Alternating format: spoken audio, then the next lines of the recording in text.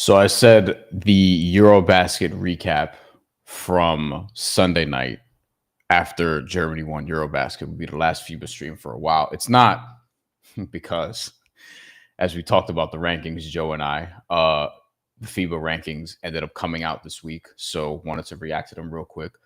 If you're new to the channel, welcome. Hope you enjoy your stay. And if you are back, welcome. Thank you for coming back. We're here. I'm Bryan Fonseca, by the way. We talk about a bunch of stuff on this channel, FIBA being one of them. Also just basketball in general, WNBA, NBA, boxing. A lot of boxing as of late because Canelo Alvarez lost to Terrence Crawford, as we predicted up here, and other stuff as well. Sports business and occasionally baseball, so on and so forth. But today is FIBA specific. It's going to be a short live. It's going to be a quick live. If you have any questions, drop them. Feel free. If you have any donations to make, please feel free as well. We're going to get into the new FIBA rankings, newly updated to reflect the results from EuroBasket, AmeriCup, Asia Cup, and AfroBasket. Going to go through each region and going to go through the world rankings. So let's start at the very, very top, and then we'll go to break down just sort of how they came to this and what makes sense and what doesn't, because there are some things that, okay, that tracks, like Turkey making a huge jump, and there are some things that don't, like, I don't know, Slovenia dropping, despite their decent play at EuroBasket, one would say. So here are the world rankings. The big thing here is that Germany, you'll see it here. Actually, could I make this a little bit? Yeah, I like that more. I don't want to cover Puerto Rico though. But here we go. So Germany is second in the world right now. So they jumped Serbia finally, as people were calling for. This actually happened. Germany wins EuroBasket, and this is also like weighted towards this includes some historical, like, you know, this isn't the ranking that's only encompassing what happened this year. This also takes into account things that went on years prior. I think when we looked it up, Joe and I, it was like 7 or 8 years prior. So this is based on that entire run. But to be fair, Germany at least, and the point system is weird, but you know, it is what it is. Like, would I do it this way? Probably not. But regardless, it's tough to do, especially when, you know, teams are always in competition. They don't always have their best, so on and so forth. How do you really do it? But Germany should be second best in the world. I think many of us would agree to that. They won the World Cup. They were third in EuroBasket before that. So they're on a 4-year run where there were bronze medal winners in 2022 for EuroBasket. They won the gold medal in the World Cup in 2023. Last year, they nearly medaled. They got to the bronze medal game, lost to Serbia in the Olympics, and now they won EuroBasket. They deserve to be second best in the world. That's what they are, and they earned that spot. Serbia's third, no problem with that. France fourth. Bad EuroBasket. Good Olympics. Bad World Cup. Really bad World Cup before that. Decent World Cup before that, though. Good World Cup before that.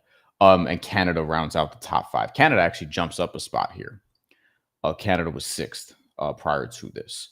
The big faller as it relates to these top-level teams, Spain drops finally out of the top 5 after being just uninspiring since winning EuroBasket. Surprisingly winning EuroBasket, by the way, in 2022. In the World Cup, they didn't even make much of an impact at all. In the Olympics, they didn't get out of group play. And then here, they didn't get out of group play. In EuroBasket,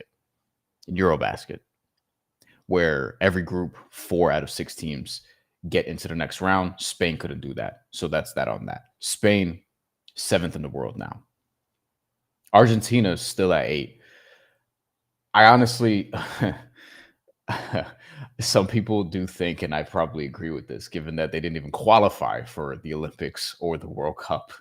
I don't know how they're still a top 10 team, you know, but hey, I mean, they did well in the AmeriCup, although they did get a nice break in terms of Jose Alvarado, literally, unfortunately, getting injured. Hopefully he'll be ready for the NBA season, but if Jose Alvarado doesn't get hurt, we don't know. Maybe Argentina still wins that game and gets to the medal round, but they beat Puerto Rico in the quarterfinals. And that has something to do with that. But at the same time, Argentina, They're a top 8 team right now, and we'll see what happens when World Cup qualifiers, we'll talk about that a little bit at the end, come into this. And Brazil's another team that makes an interesting jump here into the top 10 after winning the AmeriCup. So here, Turkey makes the big jump. Just to go through some more of the top teams, we'll maybe cap it at top 25 or so. We'll show that on the screen there. You see here, so I'll read off the top 10. USA, Germany, Serbia, France, Canada. Those are your top 5. And then 6 through 10 is Australia, Spain, Argentina, Lithuania, Brazil. Latvia drops out of the top 10 from 9 to 11. Turkey jumps up. They make a huge jump, one of the biggest jumps in these updates. We'll get to the biggest in a little bit. Turkey 15 spots from 27 to 12 after getting the silver in EuroBasket. After having a great tournament. We're undefeated until then. So Greece stays neutral here at 13. Slovenia, 14, drops 3 spots from 11 to 14, which I found very interesting. And then Italy drops a spot to number 15, rounding out the top 20. Puerto Rico, 16, dropping from 15, no longer a top 15 team right now. Hey, I mean, I no comment. Finland moves up 3 spots, which I think is warranted. They get to a bronze medal game in EuroBasket. Their best ever finish in any major international competition. I think prior to this, their best finish was like 6th in a competition. They finished 4th. Still haven't medaled, but definitely on their way with a couple stars in their team, Lauri Markkanen and Mika Murinen. Montenegro drops to 18 from 16. Poland drops 2 spots to 19. Don't know if that should have happened. And then Georgia jumps up to 20 from 24. And then let's round out the top 25. Dominican Republic, 21. So they dropped 3 spots from 18 to 21. I feel like that's a little bit unfair. I don't know if that's being penalized from their fight. You know what I mean? But I think, I don't know. I feel like they should still be in the top 20. David Jones was killing in AmeriCup before he got into that fight. We have Japan dropping to 22, Czech Republic dropping to 23, South Sudan dropping to 24. They really flopped in AfroBasket. Nowhere close to medaling, despite being, along with Angola, favorites in that tournament. And then New Zealand, 25. We can go on and on and on, but you get the idea. So these are the world rankings right now. There are some big jumps. There are some just other things to account for. I want to take this region by region, and we'll end with Europe. Actually, should probably start with Europe. Let's start with Europe because Europe, you know what? No, we're going to go in order of the tournaments. We're going to go in order of the actual tournaments when they took place. So we'll start with Asia, actually. We'll start with Asia and the Asia Cup and how that sort of impacted that part of the world. The Asia Cup tournament. So Australia obviously gets factored into this. Australia is part of Asia as it relates to FIBA competitions, as is New Zealand, so on and so forth, like that whole region. And Australia wins barely, barely. China did a really good job of pushing them in the championship. Let's actually see. So in the Asia Cup tournament, because this actually ended early. This is already a month old, and I feel like I was just talking about this. Here's a look at the bracket, the knockout stage bracket, and then we'll get back to the rankings. And we're going to do this for every region. So Asia, we'll go to Africa real quick. We'll do the Americas, and then we'll end up on Europe. Europe will probably get the most time because they had the biggest tournament. They had the most teams moving around, so on and so forth. Europe is just like they have the biggest competitions of all of the regions. Here in the Asia Cup, this is what the tournament looked like, okay? Australia wins the whole thing. China gets the silver. Iran gets the 3rd place medal, the bronze medal, beating New Zealand, a good New Zealand team, even though it's not their A team, in the bronze medal game. No one really bought their AAA team into this tournament. And then in the semifinals, that's how that sort of shook out. Australia beat the hell out of Iran, and then China beat New Zealand by 14 points as well. South Korea made a good run in this tournament. They lose in the quarterfinals. So the Chinese Taipei, Philippines got to the quarterfinals, lost to Australia. Wasn't as competitive, but they ended up accounting well for themselves after all. I thought they were a team that could medal. They did not, but they got to the quarterfinals. And then other than that, you have Lebanon, who They were projected to go a little further than they did. They lose in the quarterfinals. Wael Arakji wasn't able to play because of an injury, even though he was active and on the active roster. But they decided to hold him out. I believe it was a shoulder injury, if I'm not mistaken. So back to the rankings. Australia, number 1. Japan was first, apparently. Actually, no, I don't. So the thing is, no, Australia was number 1. Japan is here, ranked number 22 in the world. They moved down a spot in the world rankings, but they're number 22 in the world. They're second in Asia. New Zealand's here at 3, Iran at 4. Even though I just told you Iran beat New Zealand, and New Zealand is 25 in the world, Iran's 26th. Go figure, Iran doesn't jump them in the rankings. How does that make sense? I don't know. I got nothing for you. China moves up from 30 to 27 in the world rankings. They're number 5 in Asia right now. I'm sure there are people from China who think that they should be ranked higher, and I think that's a fair argument. Look, Japan just went to the Olympics. I feel like there were a good amount of players like Yuta Watanabe, Rui Hachimura, Yuki Kawamura, who did not play in this tournament. They got Josh Hawkinson back, but didn't play in Asia Cup with all their best guys, so to speak. So I think there's a hesitancy to dock them too much or to elevate somebody too much, depending on what they did. But China's 5th in Asia, Lebanon 6, Philippines 7, who drops 3 spots in the world rankings from 34 to 37. Jordan 8th in the world rankings, who dropped 3 spots also from 35 to 38. We'll get to some of the maybe some of those deeper ranking movements later on. Perhaps we'll see how much time we have. South Korea, number 9 in Asia, 56th in the world, and then Saudi Arabia makes a jump. 1 spot in the world rankings to 64, but they're 10th. Chinese Taipei, 67th, jumped up 6 spots. I don't know how they're not in the top 10 in Asia, considering the way they were playing in the Asia Cup. I thought they were going to medal at some point, but those are your top teams. And then you go on down, it's Bahrain, Syria, Kazakhstan, India, rounding out the top 15 if you want to go that far. Guam, Qatar, Indonesia, Iraq. Now you're getting to, teams that don't always qualify for these tournaments. Thailand, Palestine, 21st, Mongolia, 22nd, so on and so forth. So Palestine, actually, of these 21 teams, is the last of these 21 teams that's in the world top 100. So they're 98th right now. Okay. Let's go to Africa. So the Africa rankings. This took a turn. This absolutely took a turn that perhaps people weren't really expecting.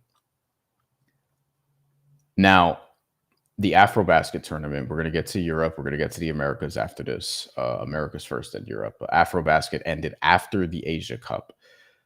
And AfroBasket ended. We did some stuff on all these tournaments. AfroBasket ended in a absolute just blowout, huge win by Angola, making a statement at home, defending their home country because they were the hosts of this tournament. They ended up winning. They beat Mali. Mali got the silver. Mali got the silver, which was a stunner. They were not one. They were like, were they 12th in Africa? I believe. I think they were 12th in the Africas. And prior to this, they never got a silver. They never got to a gold medal game in AfroBasket. They got a bronze in 1972. They have a silver medal this year. It's their second medal in a major competition. And they had moved up 6 spots to I think number 80th, number 80 in the world in February. So they jump up again. Mali, actually, of all the teams in the world, make the biggest jump in the FIBA rankings. They jump up 18 spots. So they actually went down to 83 at one point, probably the March rankings, but they're at 65 now. And they jump up in Africa from 12 to 10. They're top 10 team in the African region right now, which is, amazing run from Mali. South Sudan, who I mentioned. Let's put back up the FIBA Africa rankings. South Sudan, who I mentioned, lost before the quarterfinals. Now, the big thing for South Sudan in this tournament was they got upset by Guinea in Group C at the beginning of this, and then they end up losing to Senegal, who was one of the better teams in the tournament, who ended up getting the bronze medal. Senegal got the bronze medal again. They they gotten a bronze medal in now 3 straight or 4 straight. It's either 3 straight or 3 or 4 the last 5, something along those lines. It's yeah, I have it here. Okay, 3 straight AfroBasket tournaments. They got bronze, and then 4 of the last 5 tournaments they got bronze. Senegal. So they beat Cameroon in the third place game, which is also a blowout.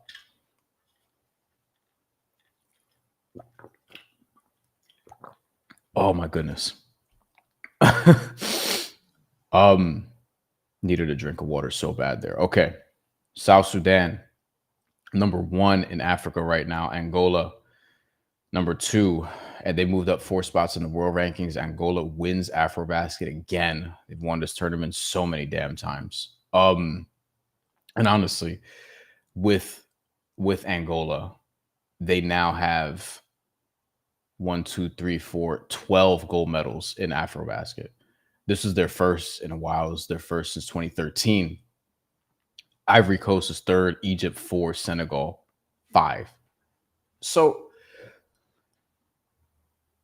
I do think Cameroon, they went up 7 spots. I do think Cameroon probably has a case to go higher. Nigeria, man.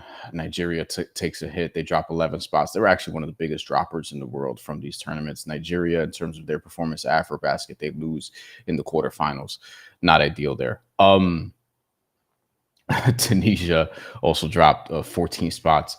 They really didn't perform well in this tournament either. They lost before the quarterfinals like Cape Verde did, and they got blown out 87-54. And they've been to World Cups, they qualified for World Cups and things like that. They just absolutely flopped in this tournament. So this is where it's at. You have South Sudan, Angola, Ivory Coast, Egypt, Senegal, top 5, Cape Verde, Tunisia, Nigeria, Cameroon, Mali, 6 through 10. Guinea, Congo, Uganda, Rwanda, Central African Republic. That's 11 through 15. So on and so forth. All right, let's hit the Americas. The AmeriCup, man, the AmeriCup was a hell of a tournament. Brazil wins the entire thing. It's the smallest of the tournaments in terms of like they only send 12 teams to it. AfroBasket, you'll get 16. Asia Cup, you'll get 16. EuroBasket, you obviously get 24. And here we have the tournament, how it ended up looking after we got out of group play and got into the knockout stage. All of the favorites won in the quarterfinals, except, again, Puerto Rico. They're the only ones. Jose Alvarado got hurt in overtime. Missed the game-winning shot. I forget the defender. He crossed them, dropped them. It's like a boomerang, step-back 3. Just missed it. They didn't need the 3 at the time because the score was tied, but he created an open look, like a really, really open look, and just missed it. He was having a hell of a game, got hurt. Argentina wins. Argentina upsets Canada in the semifinals. Go figure, Canada, just in a major competition. Like it's like they're snake bitten historically outside of the World Cup in 2023, which they got a bronze medal. But in this golden age of Canadian basketball, that's their only medal to show for, really. In the third place game, Team USA, who drops out of the Brazil went on a ridiculous run in that fourth quarter against Team USA, 34-9. Iago dos Santos absolutely destroying Langston Galloway and the Team USA defense. Brazil wins 92-77, but Team USA wins the bronze medal game against Canada 90-85. So the same thing as the last AmeriCup where Team USA beats Canada and Brazil beats Argentina here in the final 55-47. Nobody could hit a shot in that fucking game. Nobody. But Brazil ends up winning, getting their revenge for the last AmeriCup. Okay, back to the Americas rankings. Whew. Jesus. Team USA still first. Whatever. Canada. I say that as somebody who lives in New York. Canada second. Argentina third still. Brazil fourth. I feel like it's time to put Brazil ahead of Argentina, if I'm being honest. Like, all due respect, because Argentina, I mean, again, these are weighted accomplishments. Like, this is still accounting for how well Argentina had been playing even prior to prior to the Olympics last year, the World Cup before that, in which they qualified for neither of them. Before that, though, they did win the AmeriCup. They did qualify for the other Olympics in 2021. They were played in 2021 at least. And obviously the World Cup in 2019 and the World Cup in 2019. I mean, that was when Argentina, that was probably the last reference we have of Argentina still being Argentina, because they got a World Cup in that. They got a World Cup silver in that tournament. So their second silver actually in World Cup history. But the AmeriCup, yeah, I mean, they won it in 2022. But since then, it's been a real drop off. They haven't even qualified for the World Cup or the Olympics. I feel like you should get more of a hit from that. I don't think you should get more of a hit from being in the tournament and flopping in the tournament than you should get for not even making the tournament. Like, I think Argentina being in the top 10 still is kind of crazy. That's just me. Brazil should be ahead of them. Puerto Rico, by the way, qualified for the Olympics last year and actually qualified for the World Cup before that. Got out of the, first phase of group play, advanced to the second round. And if they beat Italy like they did the year after in the Olympic qualifying tournament, they probably get to the knockout stage, the final 8. But I mean, they lost to Argentina ultimately. But I think Brazil should be ahead of Argentina. But Argentina, I mean, I don't know. Again, weighted accomplishments. Argentina, by the way, in this tournament, it took overtime for them to beat Puerto Rico, but they also lost to the Dominican Republic in overtime, and then the fight ended up happening. And then in the next round, they beat Puerto Rico, they beat Canada, lost to Brazil. Dominican Republic 6, Puerto Rico 5. So the top 5 in the Americas: USA, Canada, Argentina, Brazil, Puerto Rico. 6 through 10, Dominican Republic, Venezuela, who's 7th, who also dropped in the world rankings, Mexico, who didn't qualify for the AmeriCup, although they did qualify for World Cup qualifiers. So we will see them in November. They're 8th in the world in the Americas, 31st in the world. Uruguay 9, Bahamas 10. Bahamas is a team that I expected more from the AmeriCup. They didn't end up taking their main guys. Obviously, Kai Jones was expected to be there. Don't know what happened. 51 in the world, 10 in the Americas. So there's your top 10 in the Americas. You also have Colombia 11, Panama 12, Chile 13, Cuba 14, Nicaragua, the hosts of the AmeriCup, who actually, look, they didn't win a game, but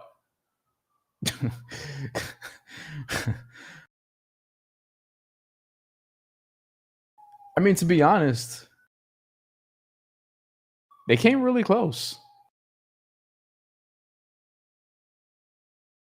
And I know people don't want to hear that necessarily, but with Nicaragua,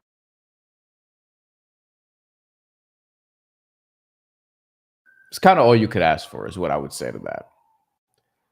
Like, they were up against it. They had the Dominican Republic team on the ropes in that last game. Now DR was shorthanded, but Norchad Mir, if he continues to play for them, then they're gonna be really interesting to monitor going forward. By the way, excuse me, another big jumper here was Jamaica in the world rankings. In the pre-World Cup qualifiers, they added Norman Powell, recently of the Los Angeles Clippers, traded to the Miami Heat this summer. Had them jump up 12 spots in the world rankings. So they're in the top 100 now. There's rumors of them adding like all these other players, Thompson twins, Amen and Asar Thompson. They had Nick Richards. Are they going to get Scotty Barnes? Like, all these different things. And ultimately, look, if you're like, don't tease people. If you're going to play for your country, play for your country. Like, just say it. Because I don't know, like, if you're an NBA player who can play for somebody other than Team USA, I think you should try to do that at all costs, because you're not going to have these opportunities as often as you think. Because if you're going to be like, okay, I'll just wait for Jamaica to qualify for the World Cup in order to play for them, and it's like, what? You think they're going to qualify for that? And if you don't play for them now, they're not going to get there. I'm just using them as an example, but this is a team that traditionally, the World Cup, you get 7 teams from the Americas. USA, Canada, Brazil, Puerto Rico, Dominican Republic, Mexico, and who was the other one? I think was it Venezuela? I think those were the 7 last time. Argentina could obviously be one of the 7 this time coming around. Bahamas actually as well. Like you NBA players who like, oh, you might play for this team, like do it, because ultimately your team now has 6 games to qualify for the next round of qualifiers, and you're only going to be available to play 2 of them because 2 of them are in the summer, the rest are during the NBA season. So if your team is 0-4, guess what? You might not be able to make it to the next round. And even if they do make it to the next round, they probably won't advance from there, because if you're 2-4, you're already behind the 8 ball going into the next phase where other teams are like 5-1, 4-2, and then you need to win out, and you're only going to be available for 2 more games as well because of the windows. November, February, summer, November, February. So if you're an NBA player, you're only going to play like 4 of these World Cup qualifier games max, and oftentimes they don't. So little side rant there. Let's get to Europe. It's ended here. So these are the big boys, so to speak. EuroBasket. Let's look at that one more time after covering the hell out of that on this channel. EuroBasket, just let's make this a little bit bigger so you can see the whole bracket. More or less. There we go. There we go. Stupid ass technology. Okay. Germany. Germany beats Turkey in the final. Germany's awesome. Germany's one of the most fun teams to watch in the world. Like, they're just amazing. Greece beats Finland in the bronze medal game. Giannis gets his first medal. Just outstanding job. Greek national team as well. Finland, outstanding job as well. They nearly get their first one. Semifinals were very, very telling, so to speak. It felt like the whole way it'd be Germany and Turkey. Although Germany had some trouble with Finland early, but then they just turned it on late because that's what they do. Lithuania loses in the quarterfinals, as does Poland, as does Slovenia, and as does Georgia, which was a surprise. Finland was surprised. Georgia was even more of a surprise. They upset France, Gershon Yabusele and company in the round of 16. Bilal Koulibaly got hurt. Alex Sarr got hurt. It was just a rough one for France. Granted, it was not their A team, but still, again, a lot of teams lacking A teams in some of these tournaments in general, because you can't always bring your best guys because they're hurt, they're recovering, they're preparing, whatever. Like, the A team excuse gets weaker and weaker. You need your national teams to have depth. Stop complaining about A team or lack of an A team, especially Team USA. God.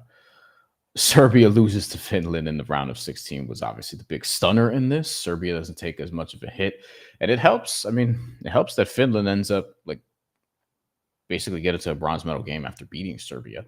If Serbia wins that game, a lot of people probably feel like they run into Germany in the semifinals. I think Germany wins that. I was saying that because, I mean, even before Bogdan Bogdanovic was hurt, I felt like those are the top 2 teams. Even we titled the preview like something to the effect of who's going to beat Germany or Serbia. There was a world where they could have played each other in the final, but once Turkey beats Serbia, Serbia gets on Germany's side of the bracket. So Serbia ends up losing to Finland early. Bogdan Bogdanovic being out changed a lot, and Nikola Jokic and Nikola Jovic were really the only players who played well in that round of 16 game, to be honest with you. So we have that. Okay, Italy loses in the round of 16 as well, as is Portugal. They get out of the group phase. Bosnia as well. Sweden as well.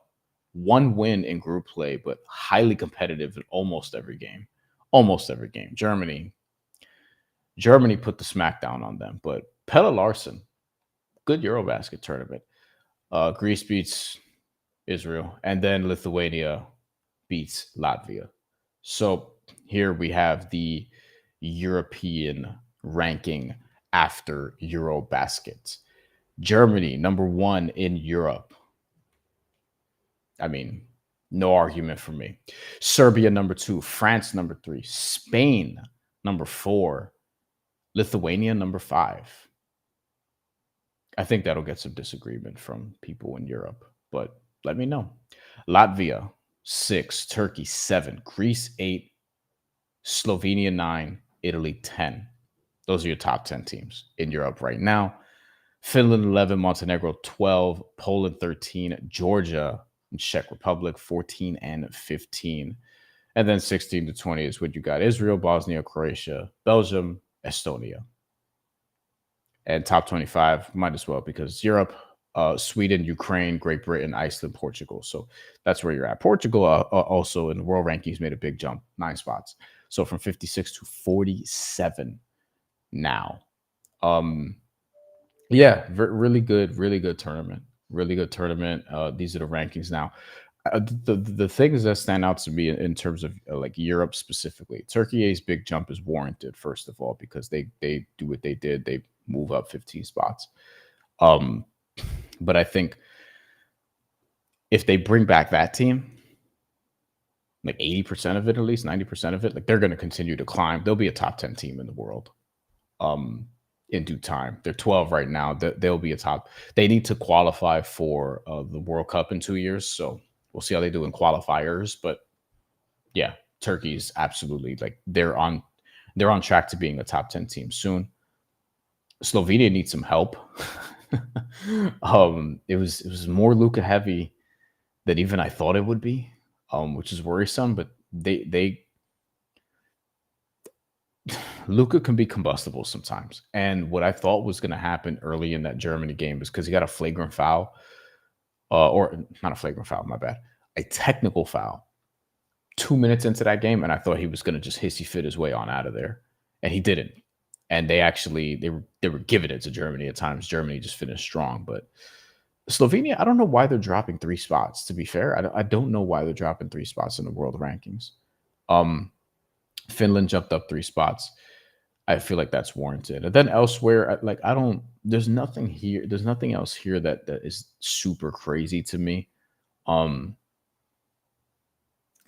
me, Turkey should be ahead of Latvia. But again, if you're weighing in Latvia's like 2023 World Cup run, for example, I understand it. They went on a great run. They finished in the top 8. I get it. So back to the world rankings here. By the way, if you're curious, 156 teams get ranked, or at least are, in a position to have teams that compete in these tournaments. The biggest climbers, you see them here. Mali, as mentioned earlier, South Africa jumped 17 spots to 110 in the world. So unfortunately, not much of a factor. Turkey, mentioned a bunch of times. Cyprus, who is one of the hosts from EuroBasket, actually, and admittedly one of the weakest teams. Probably not one of, but they were dead last in EuroBasket with a bullet of 24th out of 24. Don't believe me? Here are the standings: minus 165 point differential. But in the FIBA World Rankings, they move up 13 spots for qualifying, I guess. For qualifying, even though they qualified automatically as a host. I don't know, but shout out to Cyprus. They're 71st. And Jamaica moves up 12 spots from 107 to 95. And we'll see how they do in qualifiers. And then the biggest dropper is Morocco drops 16 spots from 116 from 100 to 116. Tunisia drops 14 spots from 36 to 50. Nigeria from 42 to 53. They drop 11 spots.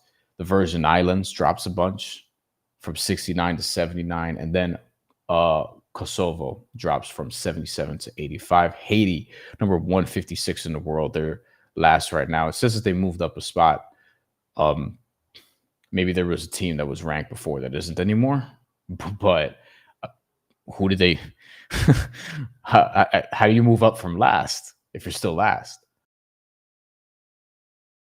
Pardon my slight confusion for that. So yeah, if you're wondering where you are, it's entirely possible. It's entirely possible. Like, for example, my co-host on the mandatory is Fijian. They're 152nd. So, but a lot of teams are obviously here. We mentioned South Africa making a big jump. Talked about Palestine earlier. they're 98th.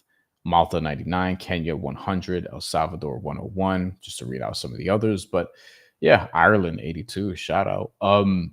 This is what the world rankings look like after all these tournaments. And look, there's going to be there's a lot of things you could complain about, but I mean, I would imagine this is also very, very hard to do, especially when you're doing a point system that does weigh in, previous accomplishments from years prior. So getting to this conclusion, I mean, what I can say is based on that criteria, the top four is at least like indisputable.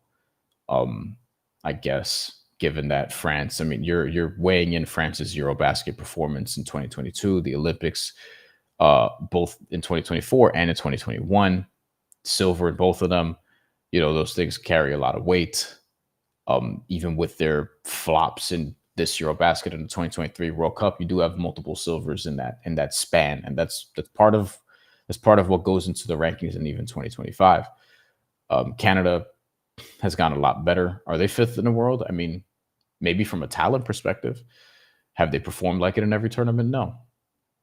But they won their group, not got out of group, won their group in the Olympics, ended up losing in the quarterfinals, and then they got that bronze medal in the World Cup. So we'll see.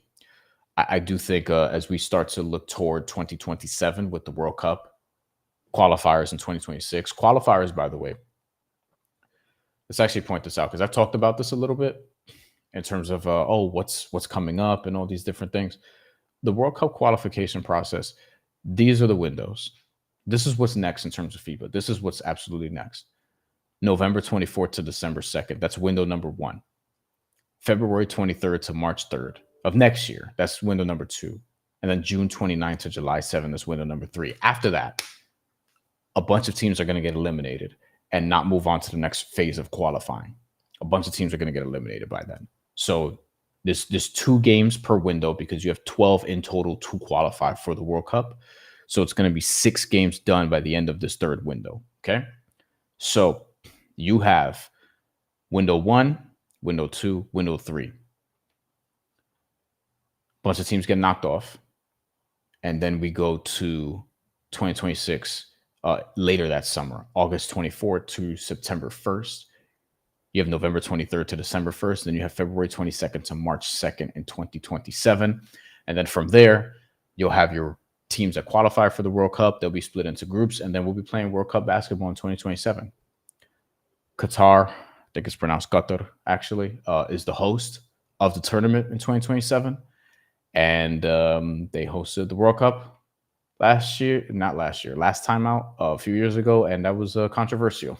We'll see how it goes for basketball, but that's the window. That's what you have to look forward to. So there's not another major competition until the World Cup in 2027. You might have some smaller things here or there. And then obviously you have here World Cup qualifiers. So this is very similar to these windows. You have 6 windows, similar to the World Cup qualification process in 2019 and 2023. 80 national teams will be part of it.